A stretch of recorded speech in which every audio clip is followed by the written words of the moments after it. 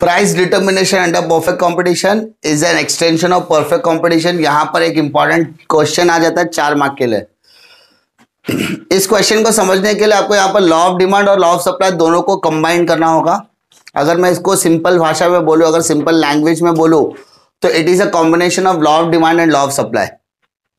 मतलब it is a combination of consumer behaviour as well as supplier behaviour. ये consumer behaviour और supplier behaviour दोनों का combination होता है, जिसके अंदर हम लॉ ऑफ डिमांड और लॉ ऑफ सप्लाई दोनों को कंबाइन करने की कोशिश करते हैं।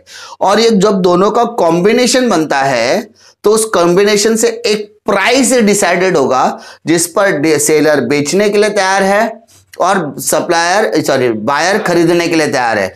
मतलब लॉ ऑफ डिमांड क्या कहता है? Higher the price of the commodity, lower the quantity demanded, and lower the price of the commodity, higher the quantity demanded. Supplier क्या कहता है? सप्लाई क्या कहता है? Law of supply, higher the price of the commodity, higher will be the supply, lower the price of a commodity, lower will be the supply. जब हम लोग law of demand and law of supply दोनों एक साथ apply करते हैं तो यहां पर देखने के लिए मिलेगा कि ये दोनों एक दूसरे से जाकर कहीं ना कहीं टकराएंगे और वो टकराने के प्राइस को बोलेंगे equilibrium price. Equilibrium price, equilibrium price वो प्राइस होता है जिसमें सेलर बेचने के लिए भी तैयार है और बायर खरीदने के लिए भी तैयार है। इसमें किसी का ना प्रॉफिट है ना ही किसी का लॉस है। It is a decided price in advance by the supplier if the buyer wants to bargain। यानी अगर बायर बार्गेन करना चाहता है तो बार्गेनिंग करते हैं ना, ये इतने में नहीं भाई इतने में लूंगा, इतने में लूंगा, तो एक पर्टिकुलर प्राइस होता है उस पर जाकर वो रुके जाएगा। अच्छा, उसके नीचे अगर बायर गया तो भाई लेना है तो लो, नहीं तो चलते बनो, और चला भी जाएगा तो रोकने वाला नहीं है, कोई अपना लॉस में बिजनेस करने वाला नहीं है। लेकिन एक प्राइस होता है जो उसके नीचे वो जाना पसंद नहीं करेगा, उसको बोलते हैं इक्विलिब्रियम प्राइस। क्या बोलेंगे? Equilibrium price. अगर मुझे इसको सिंपल लैंग्वेज में मैंने बताया, जो मैंने एक्सप्लेन किया वही सारी चीज है। एग्जांपल के तौर पर अगर आप देखोगे तो यहां पर मान लो rupees price of a commodity लेता हूं, प्राइस ऑफ अ कमोडिटी 10, 20, 30, 40, 50। हमेशा नंबर सेम इसलिए लेता हूं ताकि आपको कंफ्यूजन नहीं होना चाहिए। चलो, पहला कॉलम हम लोग लेते हैं डिमांडेड, डिमांड ऑफ कमोडिटी, और ये लेता हूं मैं केजी में। अच्छा, लॉ ऑफ डिमांड क्या कहता है? Higher the price of the commodity, lower the quantity demanded, lower the price of the commodity, higher the quantity demanded. That's it, है ना? तो अगर मुझे इसको कोई बोलेगा सर आप डायग्राम बना सकते हैं क्या? यस, मैं डायग्राम बना सकता है। 20, ठीक है, ध्यान दो, ये y हो गया, ये x हो गया, ये 0 हो गया, ये मेरा प्राइस ऑफ अ कमोडिटी, और ये quantity demanded and quantity supplied दोनों। ठीक है, प्राइस एक ही होगा, 10, 20, 30, 40, 50, 10, 20, 30, 40, 50। इधर देखोगे तो 10, 20, 30, दैट्स इट। अब देखो 10 पे 50 था तो 10 पे कितना था? 50, 20 पे 40, 30 पे 30, 40 पे 20, 50 पे 10। तो जब मैं इसको मिला रहा हूं ना, इस तरीके का डिमांड कर्व बन रहा है। क्या बन रहा है? Demand curve. DD is a demand curve. अब सप्लायर के पॉइंट ऑफ व्यू से बात करते हैं। Supplier of a commodity, supplier wants to sell more quantity at a more price. कम प्राइस है तो कम क्वांटिटी सेल करेगा। जैसे जैसे प्राइस बढ़ रहा है वैसे वैसे वो क्वांटिटी क्या कर रहा है? बढ़ा रहा है। ज्यादा प्राइस पे ज्यादा बेचेगा। तो यहां पर 10 के लिए 10 है, 20 के लिए 30 के लिए 30, 40 के लिए 40 और 50 के लिए 50। तो अगर आप मैं इसको मिलाओगे, ये एसएस हो गया, हाँ ना? एसएस मतलब सप्लाई कर्व। अब आप देखोगे ये दोनों जो कर्व है वो यहां पर जाके मिल रहा है, इसको बोलेंगे ई। ई मतलब इक्विलिब्रियम प्राइस। क्या बोलेंगे इसको? Equilibrium price. समझा?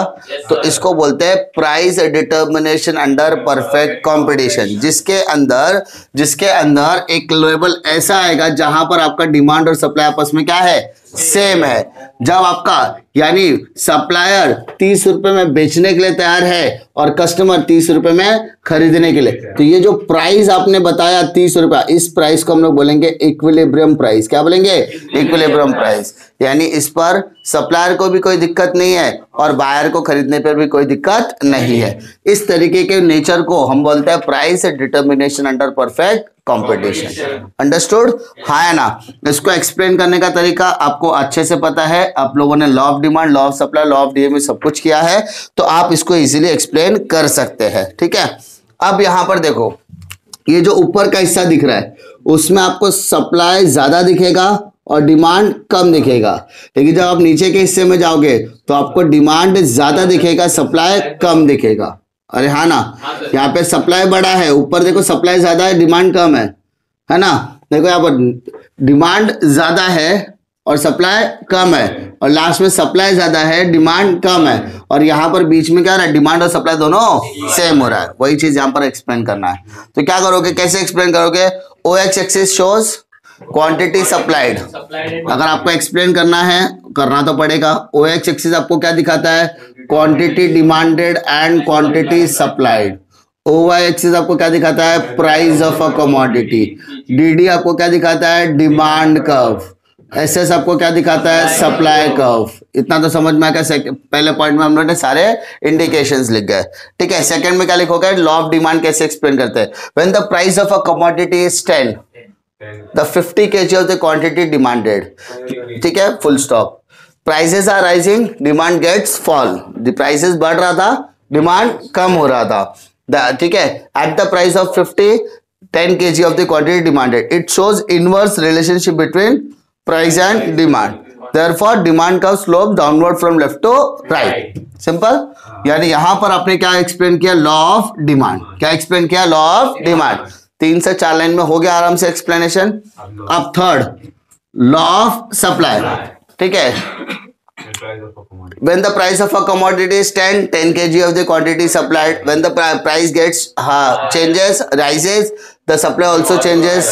ठीक है, when the price of a commodity 50, supply is also 50 kg, it shows the direct relationship between price and supply। it ठीक है, therefore supply comes from upward from left to right। लिख दिया। Fourth point में, there is an intersection between DD and SS। DD मतलब demand curve, SS मतलब supply curve. At point, कौन से point पे हो रहा है? E। It is called as equilibrium. इसको हम लोग क्या बोलेंगे? Equilibrium price. Equilibrium price means, equilibrium price का क्या मतलब होता है? Equilibrium price means supplier as well as buyer wants to buy, sell and buy। Supplier बेचना चाहता है और बायर खरीदना चाहता है at a particular price of ₹30। है ना? दोनों ही मार्केट बेचने और खरीदने के लिए तैयार है। उस प्राइस को कहेंगे हम लोग 30 रुपए। वो 30 रुपए हमारा हो जाएगा इक्विलिब्रियम प्राइस। तो the nature is called as price discrimination under perfect competition. Understood? इस तरीके से आपको क्या करना है, यहाँ पर एक्सप्लेन करना है। ठीक है, और ये एक इंपॉर्टेंट क्वेश्चन होता है एग्जाम के पॉइंट ऑफ व्यू से 4 मार्क के लिए। कितने मार्क के लिए? 4 मार्क के लिए। अंडरस्टूड?